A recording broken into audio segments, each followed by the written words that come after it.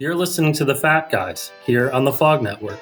I am your host, Matt Rosen, and I'm joined by my co-host and fellow subject matter enthusiast, Paul Dickerson. Our goal is to be an industry source giving real insights into the renewable energy world. We strive to bring about information on how everyday decisions impact the renewable environment that surrounds us all, with a focus on educating listeners on the history of our industry, its lessons, and the real-world impactful solutions that have come from them, along with the personal, community, and global decisions that affect the circular fats, oils, and grease economy. All new at 5, a pretty interesting story to get to now because thieves all over Metro Atlanta, they're stealing what restaurants and thieves call liquid gold, which is something everyone wants.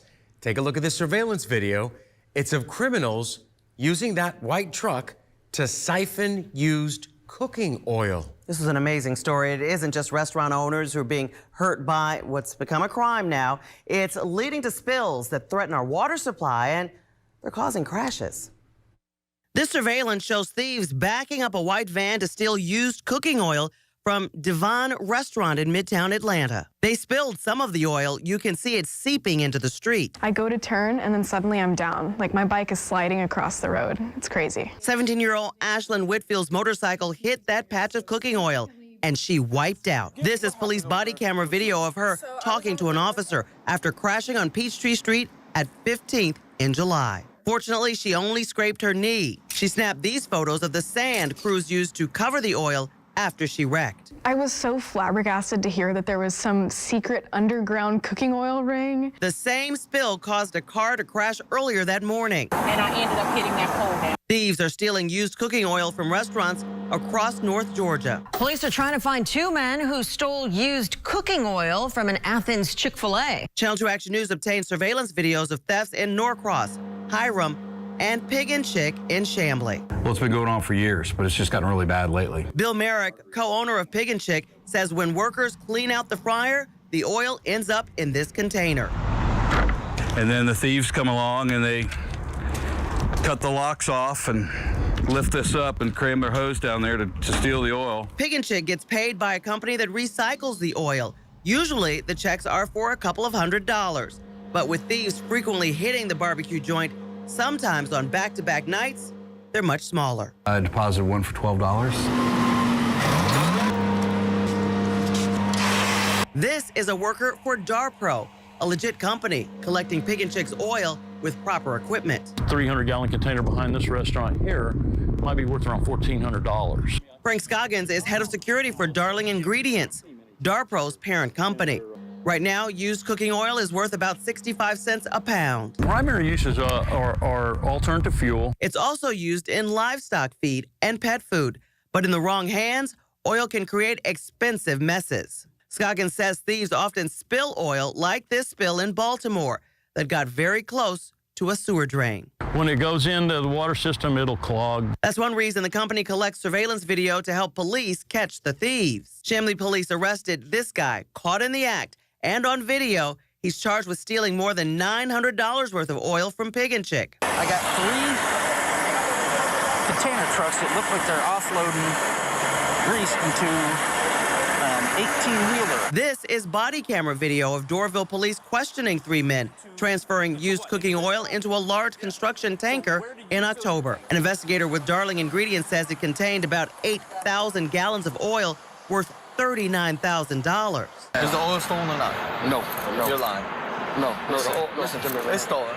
No, this is not stolen oil, bro. One of the trucks has the same marking on the front fender as this truck seen stealing oil. But police say the 3 men are only charged with trespassing because they don't have enough evidence to charge them with theft. Ashlyn Whitfield has this message for all oil thieves. It definitely is not a victimless crime. You're affecting people's safety. Now, the National Renderers Association estimates that up to $75 million worth of used cooking oil is stolen each and every year. Okay, so is this, Karen, one person doing this? We saw a video there. Or is this like an organized ring of people doing this? It's hard to believe, but Darling Ingredients, which is the company we worked so closely with, says it's both. They're seeing the organized theft rings and they're seeing some other individuals, but the theft rings are really big in the South. The reality is they steal it and they make money, fine, but you can see the impact it has on like that woman who was on a bike and all the trash and the oil in the streets. Something you would think no one wants, liquid gold. That's what the police are calling it too. Incredible, really eye-opening. Good stuff, Karen. Well, I hope everyone enjoyed that little news story out of Atlanta. But before we jump into all that, good morning, Paul. Good morning, How you doing Matt. today? Doing well. How are you? Good. I had my coffee. We're a little later today than we normally are, so finished my full cup of coffee before we started. So should have a little bit more juice, a little bit more zest for this discussion today. And it's one of the more exciting, and by exciting, I mean interesting and unknowns, and probably people saw in that little news clipping, people just becoming aware and fascinated by this topic of the grease pirates and the liquid gold. I thought it was fascinating that they focused a little bit on the unintended consequences, which could be the health ramifications. So environmental pollution, as well as the danger to people just in the space, a car slipping, or that poor woman slipping over on her bike. Yeah, and that was when we deal with the grease theft, we're dealing a lot with the economic impact. And they mentioned in their estimated $75 million of theft. We have numerous sources will show that's kind of the consensus across the industry of the value of the product stolen. Part of that 75 million comes out of the pockets of the restaurants for not getting their rebates, like the news report stated, and some of that is from the actual collectors. There's also the unintended loss where you're sending trucks there to pick up product and you're not getting any, and they're wasting money, burning gas, driving miles. And we'll have a discussion next week about transportation. But it's $2.50 or $3 a mile to drive around to these places. And when you're going there with the product stolen, you're not getting and not providing the service and losing out the uncapturable value, not even in the $75 million that's lost. So it's very interesting. They mentioned some things we talked about previously with the getting into the drains. They mentioned, it's eerily close to the sewer drain and it's going to clog it up. And then the woman falling on the bike, I've slipped on grease just walking from a grease spill. Can't imagine going 10, 15 miles an hour on a bicycle and not seeing it and slipping and falling could really cause some serious injuries. So that's the other side of it. Consequences I don't think about all the time. And I was really glad to watch that and say, that's another item to put on this list of why this is such a problem. Not even the economics and the impacts to the businesses we work in, but the public. And they don't know about it until they know about it. And that was very interesting to me. The restaurants just don't need any more hits either, Matt. They had a huge amount of frustration with the COVID crisis that this country went through, actually around the world. The number of people, the restaurants that had to close, the almost impossibility of staffing, the cost increases of having to bring back staff, and then to get hit with this kind of stuff just has to be so frustrating to restaurant owners and operators in the restaurant industry. I can't imagine what's next. I don't want to think about I don't want to think about that either. I hope everything is perfect and wonderful for restaurants. They deal with a lot of scrutiny and many ends, and they always seem to take the short end of the stick. And this is another area where they seem to get the short end of the stick. So, but the one thing I really wanted to go into first was that $75 million, the economic impact. They had mentioned 65 cents a pound. The market fluctuates a little bit. It's not that high right now, but this information was gathered maybe 8 to 10 weeks ago as they're putting their story together. And we've seen a pretty precipitous decline in the value. But what goes into finding that $75 million mark? What goes into the value of this used cooking oil and how that impacts the restaurants and why these vagrants, if you want to call them vagrants or thieves, really go after this liquid gold, as it's called? Yeah, so there's tremendous demand incentive right now. So we are trying to detransition from carbon. We're trying to produce more renewable energy today. part of that solution for renewable energy is renewable diesel. It's biodiesel. It's sustainable aviation fuel. We've talked about how used cooking oil makes its way into those products today. And so there's tremendous demand, both from the consumer perspective, meaning us, you and I, we want a more sustainable world. Matt, you're raising a new family right now. You want a better world for your children. You're not alone in that boat. And then, of course, there's the economic incentive of the thieves. So today, as the value's gotten a little bit higher than it's historically been, and then you combine that with maybe some more lackadaisical applications of rules of law around the country today, we're not prosecuting people for petty theft as much. And so on a singular basis, on a singular restaurant, it might be worth $5 to a couple $100. But when you go out there and do 10 restaurants in a night, it could be larceny in some states. You could be talking about thousands of dollars, as evidenced by that demonstration, that full truckload of all the little trucks we're combining raw material into. But there's also a seasonality, Matt, in used cooking oil. So as we get towards the harvest season in the United States of America, Northern Hemisphere, we harvest our corn, we harvest our soybeans, we also cull our herds. We start culling our beef herds and our turkey herds and our pork population. And as we harvest those animals, we get fats from those. And so we get a glut of fats in the fall. And then, of course, as we start running out of those, as we put new animals back into production in the spring the following year, they start consuming those fats back, increasing the demand, and the price begins to come back up. We're also importing more products today than ever before from other countries to satisfy that transitioning of carbon demand today in the United States. In fact, October of this year was close to a record month for imports out of Asia right now. But it was about 188,000 metric ton of product that was imported in the United States. Ironically, Darling is one of the largest importers of imported product in the United States. And so using some of those numbers that they talked about, and there are 65 cents a pound for used cooking oil as a delivered value in the Gulf, today that number is in the low 40s. So in just 2 months, you've taken about a third of the economic value, or let's call it theft incentive, on this topic today, out of that product. So we're increasing awareness and we're decreasing the economic incentive to steal that product. 188,000 metric tons is equivalent to the entire restaurant services used cooking oil production monthly in the United States. Yeah, so that's about 414 million pounds of imported product. And if the average restaurant kicks out, Matt, I think you and I kicked this around, about 500 pounds a month.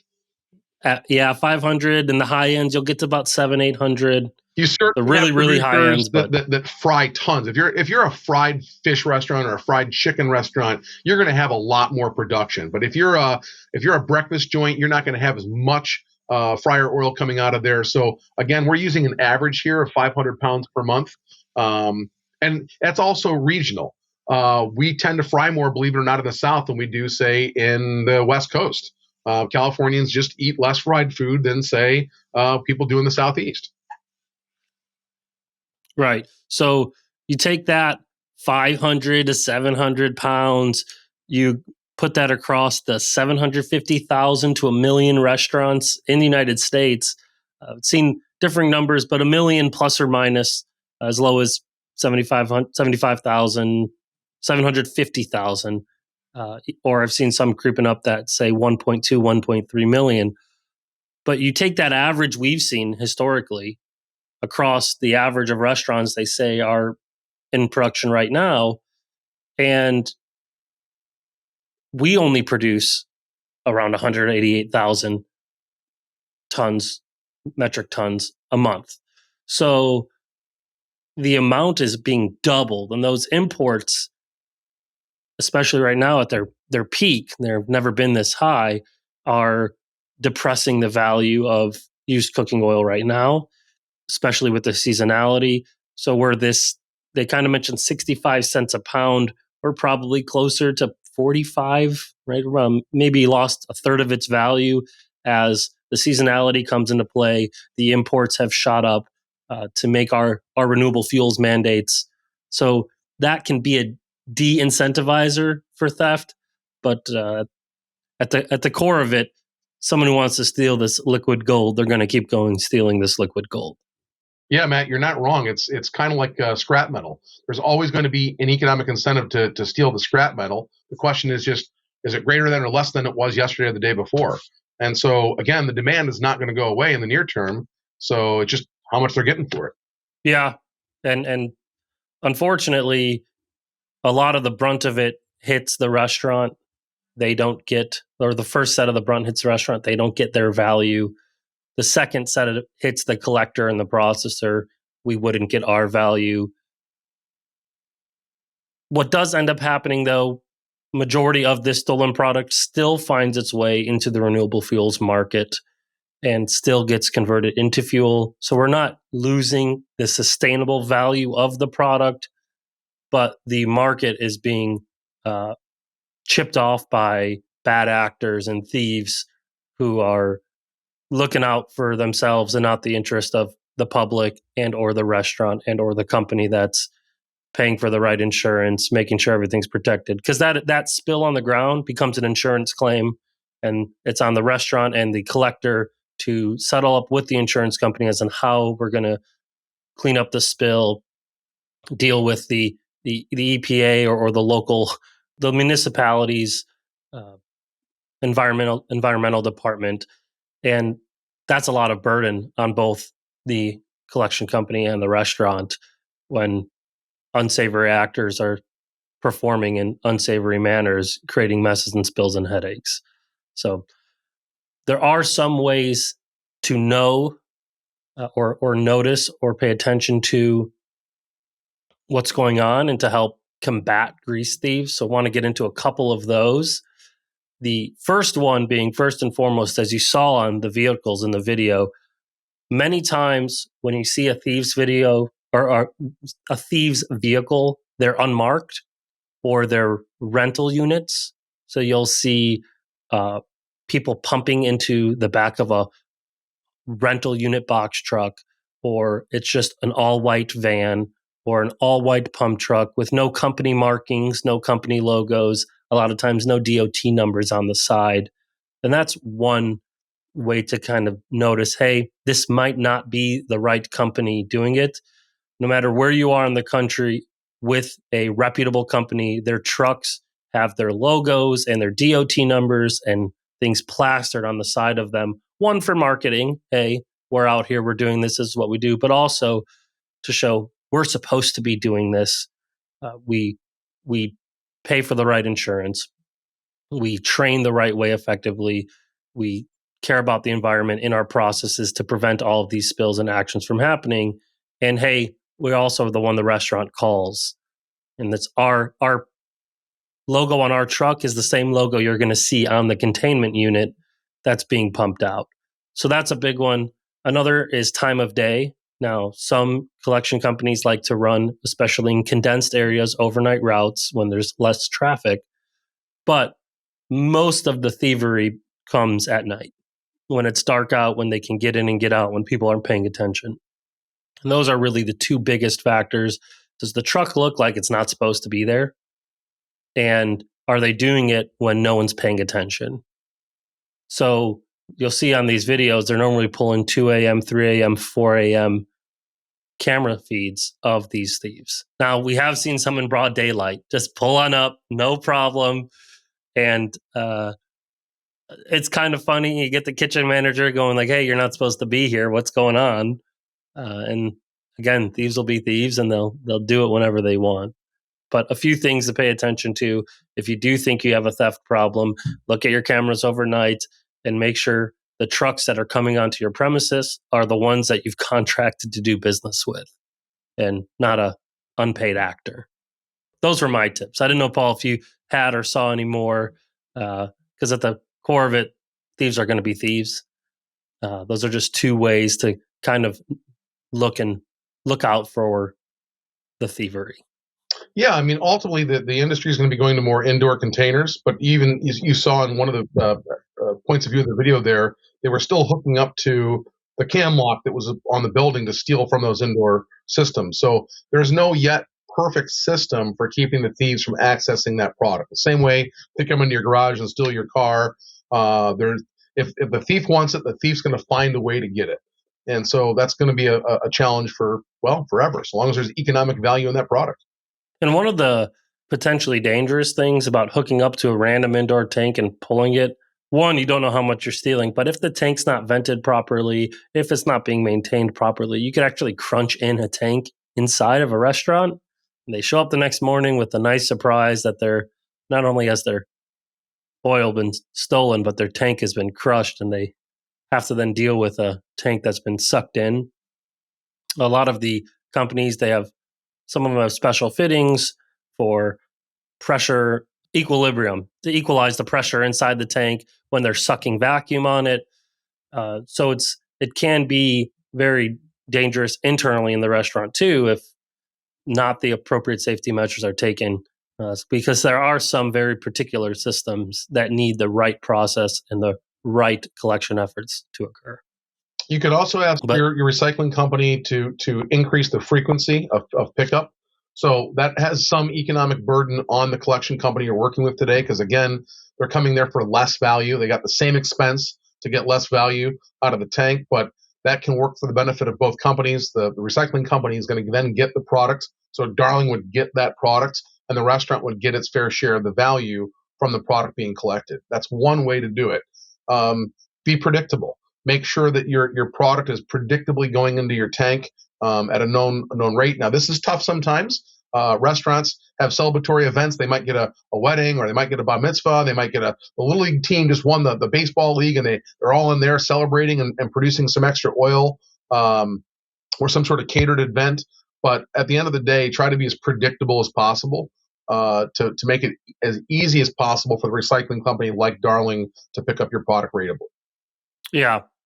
And like you said, it could be a challenge, but if you normally dump Tuesdays and Fridays to change your fryers, stay on that plan as much as possible.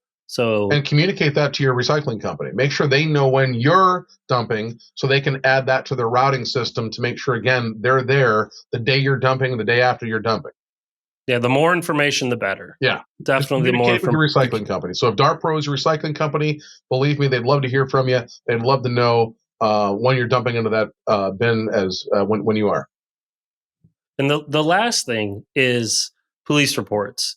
And it's something that a lot of times a restaurant or even a collection company will let it slide. Like, okay, well, we didn't get it this time, we move on.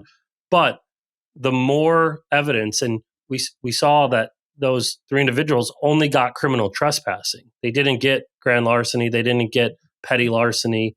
They just got criminal trespassing because there's not enough evidence. There may not have been enough police reports, but they were back on the road the next day, Matt. I promise you. They probably went to the next town over, but they were back on the road the next day. Their jobs didn't they weren't fired. Right. So those police reports really help, especially when they start accumulating. And you could see the same truck having a pattern of activity. That pattern can create the evidence needed to get these guys off the streets, get that truck taken out of commission, and not back on the road the next day, stealing another couple thousand gallons from some restaurants. So the police reports are very important. They're maybe a little time consuming. If you're a restaurant that believes that you are a victim continuously, make sure you check out those other steps, communicate with your recycler, of course, but also the evidence you can get in filing a police report becomes very, very helpful to stop. There's not been a lot of punishment for this. Other areas of our industry, we've seen a lot of long-term punishment for lies and deceit and fraud and theft. This specific area, we've not seen a lot of long-term punishment go on. And the longer it goes without real punishment, the more brazen that these individuals will become and just, yep, I'll get a slap on the wrist, I'll get a $300 fine, and I'll go to the next town the next day. Well, unfortunately, you're too right. Yeah, I've never been told that before, so I'll take it. Any quick Google search will show you the evidence you need in your state, your county, your region, how much grease theft is going on. It's probably a very underreported crime, as you were talking about. So involvement is critical for restaurants. We want the restaurants involved, as you said, to build that body of evidence that builds the case against the perpetrators of these crimes. And then number two, of course, that communication piece, just making sure that's communicated. And then the more evidence there is of this, maybe the more the press will report on this. The more the press reports on this, the more we can drive some of these thieves out of our spaces from stealing this grease. Yeah, and like you said, here is your very basic used cooking oil theft Google search. And there's videos and articles going on, pages and pages. And then companies, you'll see, like Darling, like Mahoney, there has one posting how to help prevent theft because they're impacted just like the restaurant. And how do we prevent the theft from occurring? But I mean, I'm getting the Chicago, right? I'm here in Chicago, so I'm pulling a lot of the locals. This is from 7 years ago, 2016, when the market was probably half of what it is, maybe a little more than half of what it is today, still dealing with used cooking oil theft. Yeah, this is not a new story, Matt. This has been. I mean, I've been in the space now close to 20 years, and this has been going on for every bit of that period of time. And there was, Darling said the answer was both, meaning is it organized crime and is it individuals? They're absolutely correct in that. There are organized rings that go out there. They move their people from city to city, state to state. So as the pressure builds, as the number of thefts reported increases, they'll just parachute their equipment into the next operating zone and go steal some more product. Because it's that easy. You go out there at night, this is a dumpster, it's behind a restaurant, it's dark, it's trash. Is the way most people look at it, even though there's economic value in this byproduct. And it's just so easy for them to take a Honda trash pump and put a 2-inch hose in there and just suck that bin dry and then drive off and sell it to somebody else. On the other side, someone who's been involved in trading fats, oils, and greases, and now a fats, oils, and grease processing company, how do you identify stolen product? Or is it just a little wild, wild west and can't really identify it and it's just like anything else? Yeah, so there's no genetic marker or anything that we can use to test that product to say, is this stolen or did this come from a legal restaurant? But it's your counterparty, Matt. It's the people you're dealing with, the people you talk to. So we know who the real banks are. None of us go to back alleys to go change our money or do anything else to borrow money. We go to a traditional bank and you fill out forms and there's paperwork. There's a trail. There's evidence. There's compliance records. There are other things that happen within the business. So you have fuel purchases for operating trucks, and you have water dumping fees after you've processed your water and take it to a licensed wastewater plant. So just for example, the 20 million pounds that comes through our little facility, we have about 2 million gallons of water that we have to take and pay to dispose of at a licensed facility to take our water.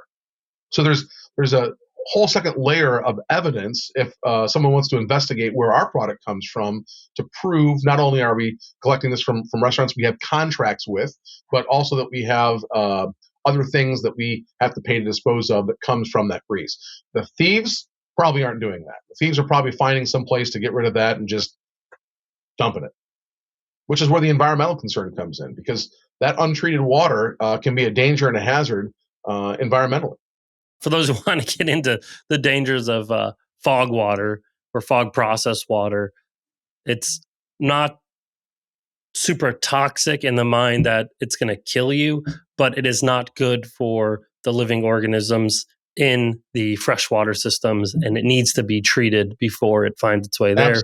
We'll have a whole episode on that, on that water, but it needs attention, and handling it properly is very, very important. Absolutely.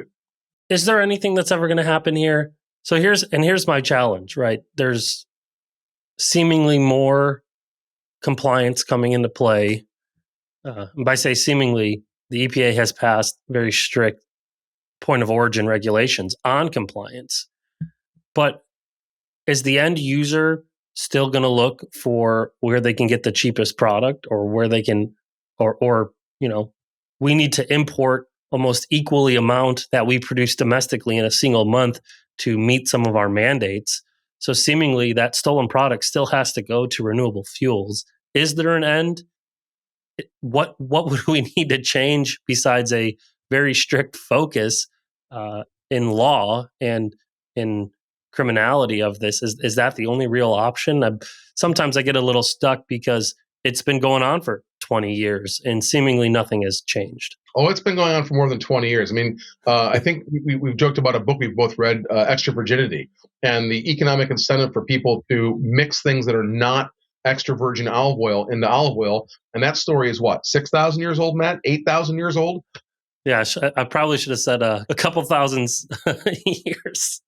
Yeah, it's an old story, and so again, that part of it's not going to go away. But what is happening in our space today, evolutionary speaking, is the sophistication of the counterparty. The end user is demanding more and more transparency. So the people that are making sustainable aviation fuel, the people that are making renewable diesel or biodiesel, they don't want the risk of accidentally producing a product that has no known provenance. They want to be able to prove the origins of those products.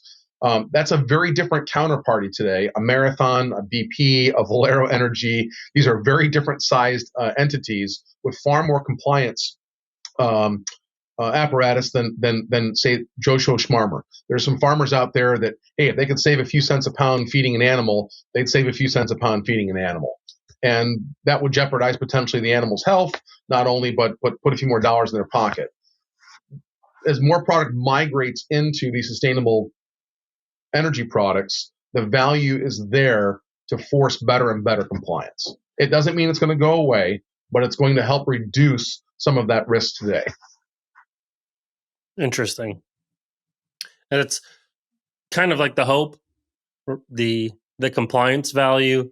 We did an interview, or I did an interview with Chris Draper, and he's very big on the compliance value of the product having its own significant portion of the value. So now we're mid 45 cents. How much of that 45 cents is the fact that I can prove where it came from for the sustainable aviation fuel, right? I got my jet at 30,000 feet flying. I want to make sure it's the fuel's going to work as intended and the source of the product that made it is appropriate. It's certainly a percentage. It today it could range from 1 to 10%. Is that compliance piece alone? Right. And so maybe that helps depress some of the theft as they're getting less and less of the kitty when they steal. But ultimately, I agree with you. I believe it will be a challenge until people decide to stop stealing, which I don't think people are ever going to stop stealing. There's an economic incentive. I mean, yeah, that part of it's not going to go away. How do you put more enforceable action on the people, the bad actors that are buying that, and try to get them to stop buying this product? We'd like to see some of the outcome of this hit the people that are actually providing the incentive to go steal by making it easy to sell the stolen product. Let's punish those people. So yeah, punish the end user, not the end user as the not the end user as the fuel user, the end user as the person taking the feedstock, turning it into fuel. And whitewashing the paperwork that goes with it. So instead of trying to capture that driver, I mean, think about those drivers. Why are they going out there and stealing that product? They're probably just trying to make a living. Not that I'm trying to justify at all what they're doing, but they're a small piece in a bigger machine that aggregates into that truck. As we saw, that truck's going to go to some plant to be processed. Who's buying that? We should follow those trucks and figure out who's buying that product and trying to legitimize it by probably mixing it with some of their products. And let's discredit them and take them out of the space. Right. They say they're an honest actor, yet behind the curtain they're dishonest. Correct. So and there are companies that buy from what we call route drivers in the space. So our company, for example, we don't buy route-driven material by an independent third party. If we don't collect it, if we can't prove it through our own GPS records, our own shipping manifest, et cetera, we don't bring that product into our facility to process. If everyone did that, you wouldn't have a theft issue because you wouldn't have a place to take it. You'd have to pour it on the ground, which would be the hazard. And we know, especially in the Midwest, polluting anything that could hit one of those lakes is serious crime nowadays. Absolutely. Especially they were a little less more laissez-faire back when they dumped everything in the lakes. And since they realized, hey, what are we doing to these beautiful resources? They've really, really stepped up the compliance around maintaining these bodies of water. I know up in the, like, for example, in the Upper Peninsula of Michigan, you're not even allowed to use salt on the roads. You got to use sand. They don't want any of that salt running into Lake Superior. Here in Chicago and bottom part of Lake Michigan, we throw salt on the roads during the snow to melt the ice. But there's even facets like that about these Great Lakes that, salt or salt products can't run off into the water. Sand, okay. Now, sand is not nearly as effective as de-icing the roads, but it's part of the community and government coalition together saying this is what's most important. It's most important to know we're not going to pollute the water, but during a snowstorm, the road might be a little icier because sand is a little bit less effective. But that's part of why we have community and government together. But this year, again, if they don't have a place to go, if everyone squeezes out the thieves, them dumping it, in the middle of a field somewhere that could run off, especially in the Midwest, they'd find themselves in real hot water really quickly. If someone can make a buck, they're going to make a buck. That's the unfortunate reality of it. So we haven't seen the drug trade go away. We haven't seen stolen product stuff go away. We're not going to see the end of this. So again, back to the criticality of make sure you report this crime, make sure you work with your licensed collector, make sure they're licensed, make sure they have insurance. Do some of your own double checking there just to make sure that these people, the people you're working with, are above board. By the way, they probably would love to talk about their business with you. They'd love to engage with you, show you their facilities and what they do to maintain compliance. They'd love the engagement. I know at your facility, with any of your restaurant customers, you have an open door tour policy. If you guys want to tour what goes on after we collect, give us a call. Let us know when you want to come. We'll let you know when is or isn't possible, and come and look at what happens next. Absolutely. That goes with our regulators. That goes with our customers, our vendors. It's an open door policy. We want people to understand what we do and how we do it. And one of the other things I've discussed before, and some people are very apprehensive nowadays to put pen to paper, to sign an agreement, to sign a contract. The biggest thing I've personally, when I talk to restaurants, is, look, if we ever are not good with our service, you're dissatisfied, we did something we can't correct when it comes to service, you let us know that we're not the best provider or partner for you. We'll take the learning experience and we'll get better. But the reason we need to sign this is if something happens out of our control, someone steals and makes a mess, this is in the dumpster corral. I've seen it many times before. The trash company knocks over the bin and makes a spill, and now it's an insurance item. If we don't have something signed, the insurance company is going to say, well, you weren't supposed to be there. We don't have anything to do with it. And now it's, instead of us having protection from the unintended, we now have a more serious problem. And that's one of the biggest things. Liability. That is correct. So, and the signed contracts also have a different purpose. It allows each side to hold each other accountable. So not just on that particular spill, but if there's a rebate involved, and or other values being exchanged. I know some companies today are exchanging instead of the rebate value of the cooking oil, you can apply that towards maybe a trap service or an interceptor service, maybe a jetting, a hood cleaning, et cetera, et cetera. So there are those reasons. And then there's the compliance piece. So when it comes to the European compliance piece called ISCC, they want to see those signed contracts to prove that you have a right to be on site and that product is legally yours in the transfer of the supply chain. So that's that proof and validation and verification of that. And then in some states, like in Michigan where we operate, believe it or not, that dumpster behind the scenes, that's personal property. So we actually pay literally the same thing you would pay in other states. We pay property tax on that. So I need a legal right to store that container on your property, and then I'm paying a tax on that. And it's not an insignificant tax. I mean, we pay tens of thousands of dollars a year in property tax for every one of our dumpsters behind our restaurants. Right. And that's one of the things, a big thing about that signed piece of paper, why it's so important. It's not that anyone's trying to hold your feet to the fire. I mean, we just discussed 15 minutes ago, restaurants tend to take the short end of the stick on a lot. A lot of times there are some companies who use that as a weapon. Our organization, we don't use it as a weapon. We use it as a safeguard. It is a safeguard for both parties to ensure that the activities in exchange are appropriate and holding each other accountable to said activities. Yeah, if you've got a counterparty trying to be like Columbia Records was in the 1980s and lock you into something and then not perform in the service, that's a challenge. There's plenty of other service providers out there that will not do that to you. Do your research, ask questions, ask them if they've ever sued one of their own restaurants. And if they've sued one of their own customers, maybe that's not someone you want to be in business with. Check their insurance record. It has happened. Unfortunately, there are some companies that make it their business practice, and they literally sue hundreds, if not over thousands, of the restaurants to keep the right to collect that product. So it's a simple thing. Ask the question: you ever sued one of your restaurants? If the answer is yes, is that someone you really want to deal with? You want that liability with everything else you've got going on? Staffing shortages, price increases, people not being able to make it to work, COVID viruses, all the things that are happening. You don't need another risk point in your operation today. You need a counterparty that's going to take care of you and work with you. And there's plenty in every state, in every metropolitan area. You're going to have a basket of choices. Find the one that works best for you. And that's what the Evergreen team has always stressed. We'd love to work with you. We'd love to partner with you. And if you ever decide we're not the best partner for your business, we hope you find the best partner for your business. Because we understand plenty of choices. There's plenty of choices, and there's plenty of issues that restaurants have to deal with. And we want the restaurant to succeed.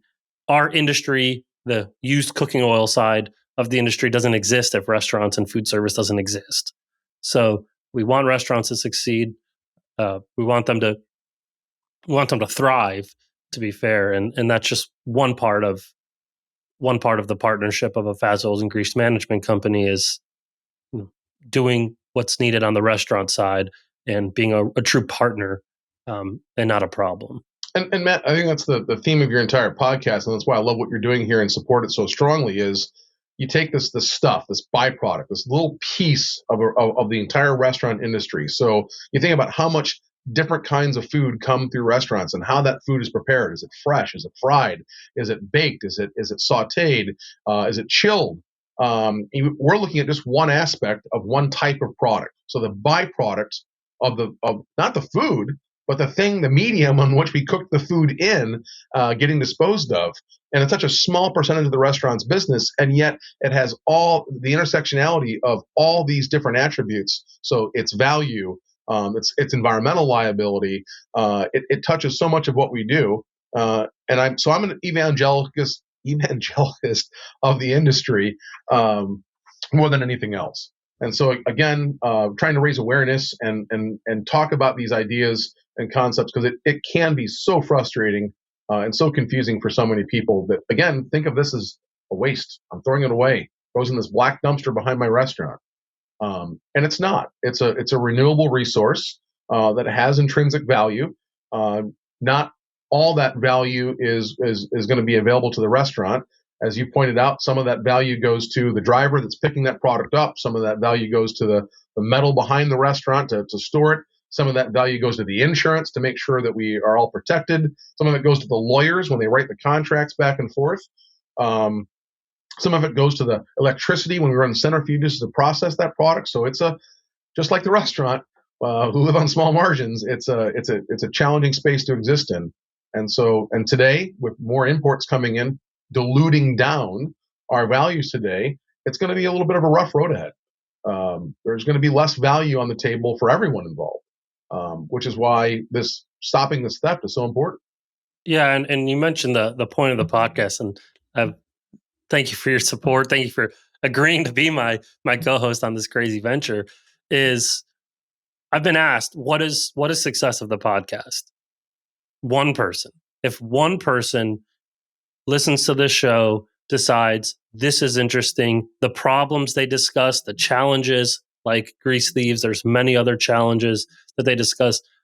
I want to help build a solution. I want to learn more. I want to grow. I find it interesting, kind of like how I found this whole thing interesting, like I discussed.